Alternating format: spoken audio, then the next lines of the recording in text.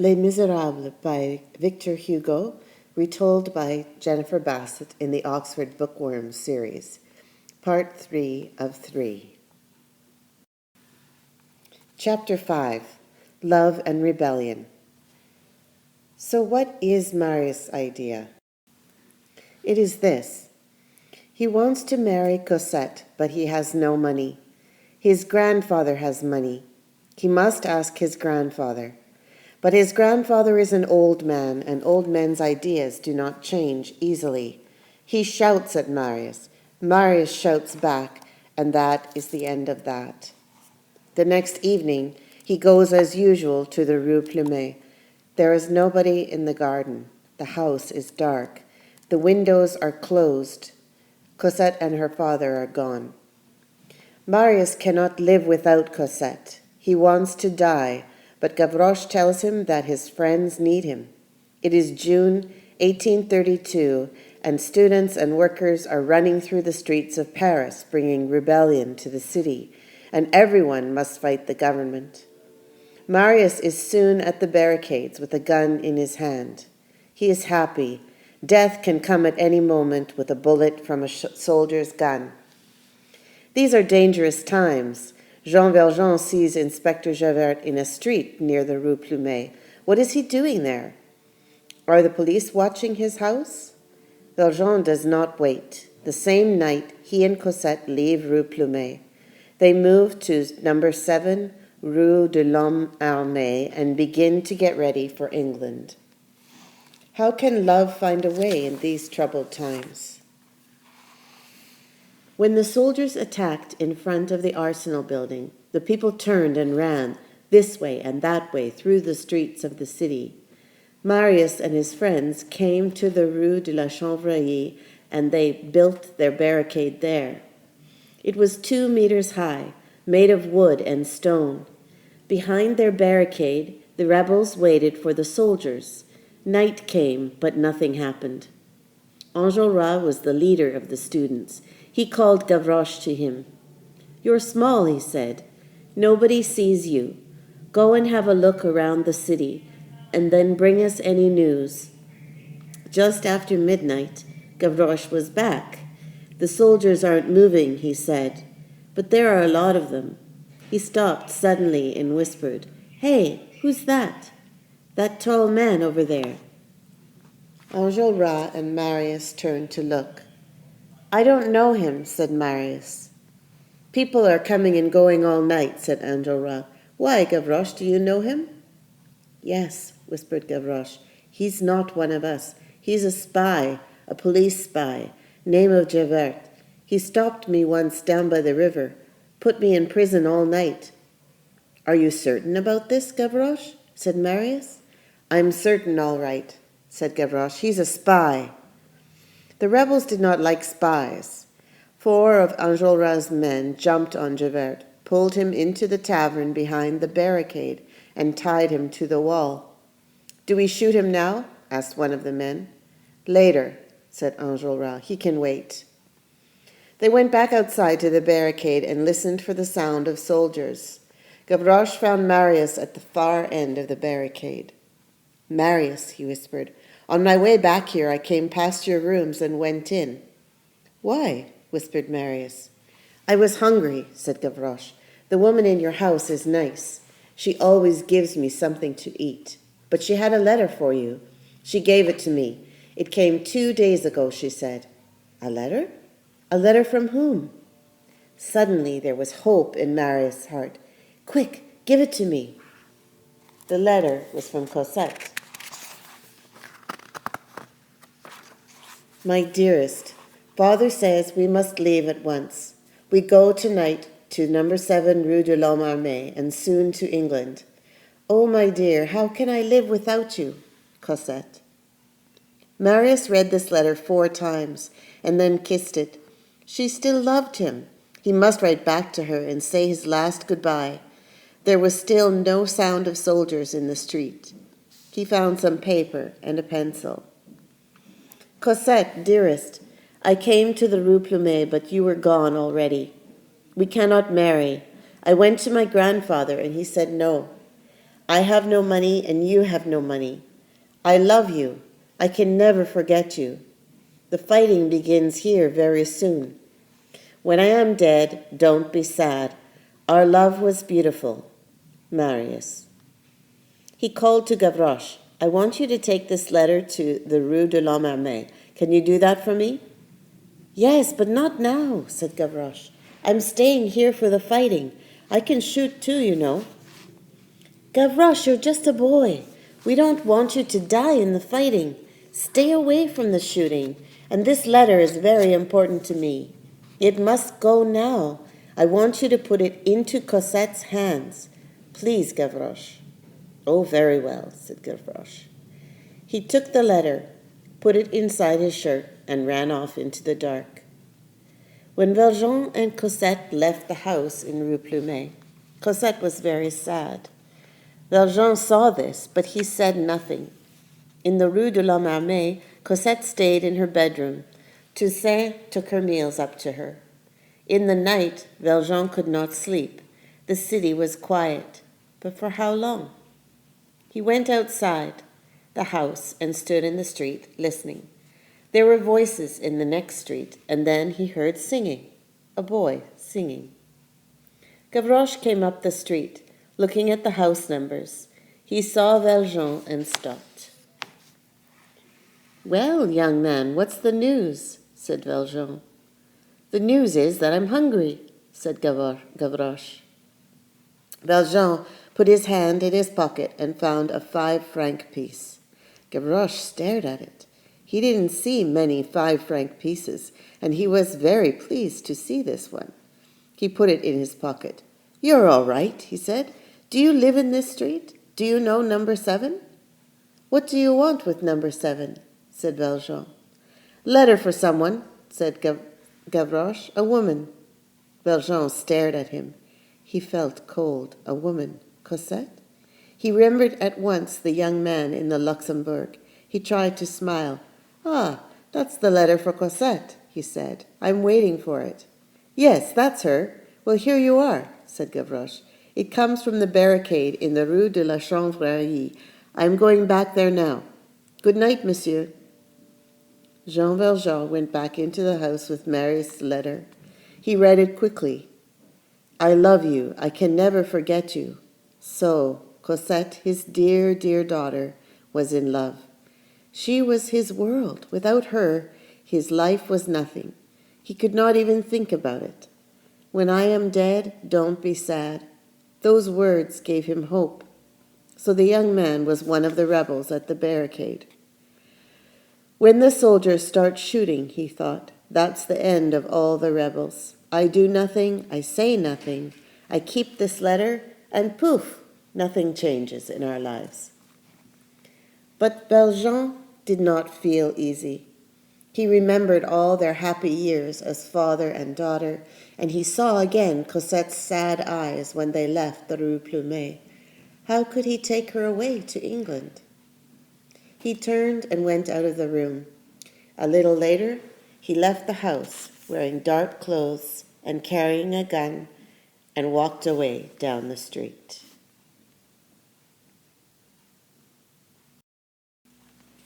Chapter 6. The Barricades. It is a long night at the barricade in the Rue de la Chanvrerie. The news is bad. More and more soldiers are arriving in the city, but the people stay in their homes. This time they don't want to fight the government. Only the students are still at the barricades, waiting for the soldiers' bullets and death. Then a new man arrives at the barricade, a big man in dark clothes. Marius stares. It is Cosette's father, he is certain. Is he a friend or an enemy? Who knows? Inside the tavern, Javert too waits for death. Rebels shoot spies. He knows that. Does he think about his life waiting there in the tavern? Is the law always right? Can a criminal change and be a good man? Does Javert ask these questions? Who knows? Daylight comes and the shooting begins. Rat-a-tat-tat, rat-a-tat, rat-a-tat on the barricade. Noise and shouting. cries and screams. Valjean saves Enjolras' life. 2 men die. Valjean carries the bodies into the tavern, sees Javert, and Javert sees him. Then the shooting stops. The rebels need more bullets, and Gavroche runs out to the front of the barricade. "Come back, Gavroche!" He doesn't listen and starts singing. There are dead soldiers lying in the street. Gavroche takes the bullets from their bags and puts them into his bag. He is small and quick, and his bag is nearly full before the soldiers start shooting at him. "Come back, Gavroche!" He sings louder, but the 5th bullet hits him, and he falls down in the street. He moves once, then falls back. Gavroche is dead. A child of the Paris streets, his singing now stopped forever, just another dead body in the rebellion. Smoke from the guns is everywhere. It is hard to see anything, but Marius runs out into the street, picks Gavroche up, and runs back. He puts the small body on a table in the tavern and cries. It's going to be a long day. Behind the barricade, Enjolras talked to the men. They're going to attack again soon. 60 soldiers to every one of us. Marius and I are your 2 leaders. Gavroche brought us bullets, so let's use them well and fight to the end. Let's kill the spy now, said one of the men. Then Valjean spoke. Give him to me. I can do that for you. I'd like to shoot him. Enjolras looked at him. You saved my life, friend. You can have the spy. Valjean took Javert out of the tavern to a little street behind. He took out a knife. Oh, a knife, said Javert. Of course, a criminal's way to kill. So, kill me, and be quick. Valjean said nothing. He cut the ropes around Javert's arms and legs, then stood up and said, You're free to go. Javert stared. He could not understand this. I live in the Rue de l'Homme Armé, Valjean said. The next time we meet, you can arrest me. Now go. Javert turned and walked away. Valjean fired his gun into the air, then went back to the barricade. It's done, he told Enjolras. Now the second attack began. The government had more men, more guns, more bullets, and one by one the students began to die. Marius was on top of the barricade. He was one of the last men still alive, but then 2 bullets hit him, and he fell. 2 great hands at once picked him up. Cosette, whispered Marius, and then he went into that dark night. Jean Valjean knew Paris well, knew its little back streets, its secret places. He used them now. With the dead or dying Marius in his arms, he ran through the back streets, watching every corner. Night came, and the sky was full of the smoke from the guns. Valjean stopped to rest. In Marius's pocket, he found a piece of paper. Take my body to my grandfather's house in... The address was in the Marais, not far away. Valjean began to pick up Marius's body again, and a hand came down hard on his shoulder.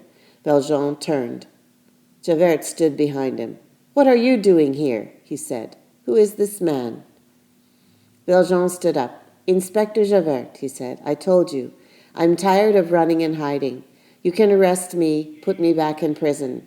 I ask just one thing. Help me to take this young man home. That is all. He's dead, said Javert. No, not yet. He lives in the Marais with his grandfather. Look. He showed Javert the piece of paper. Javert read the address, then called to a carriage along the street. They put Marius's body on the back seat and sat side by side on the front seat. At the house of Marius's grandfather, a servant opened the door. She gave a little scream when she saw Marius in Valjean's arm. It's Monsieur Marius. Take the boy in, said Javert. I'm waiting for you here at the door. His voice was different, uncertain. Valjean looked at him, then carried Marius's body into the house. Call a doctor quickly, he said to the servants. He was at the barricade and has 2 bullets still in him. Then he came back downstairs and out into the street. Javert was gone. Valjean looked up and down the street. Nothing. Nobody. Down by the river Seine, near the Place du Châtelet, Javert stood on the bridge, looking down into the water. What must I do, he thought. But for the first time in his life he had no answer. Valjean's words at the barricade went through his head again and again. You're free to go, free to go, free to go. I can do one of 2 things, Javert said to the river. I can arrest him, or I cannot arrest him and say, you are free to go. But the law is the law, so I must arrest him. But he gave me my life, so I must give him his life. But the law is the law. And a voice in Javert's head said, you worked for the law all your life, but Jean Valjean is a better man than you are. For a long time, Javert stared down at the river, but the river gave him no answer to his question. Then he took off his hat and put it carefully on the ground. A moment later, he stood high on the bridge, then fell down into the dark river. There was a splash, and that was all.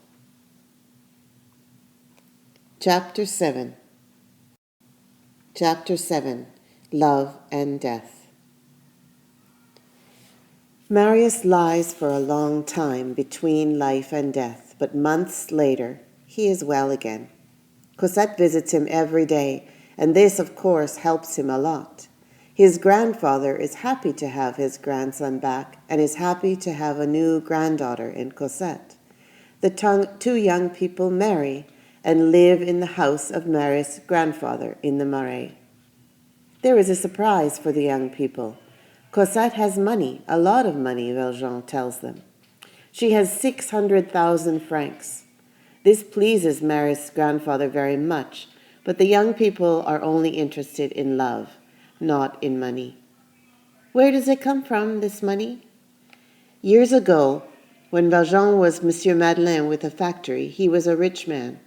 Before he left Montreux, he took his money and the bishop's candlesticks to a secret place. When he needs money, he goes back there. Now this money is for Cosette, and the candlesticks stand in Valjean's house in the Rue de l'Homme Armé. They look very fine, and Toussaint cleans them every day. A new life begins for everybody, but there are still secrets from the past, and Valjean wants to tell them. He feels old and tired. Death is coming for him at last, he feels. He calls Cosette and Marius to his bedside. Listen, dearest Cosette, to the story of your mother, he says.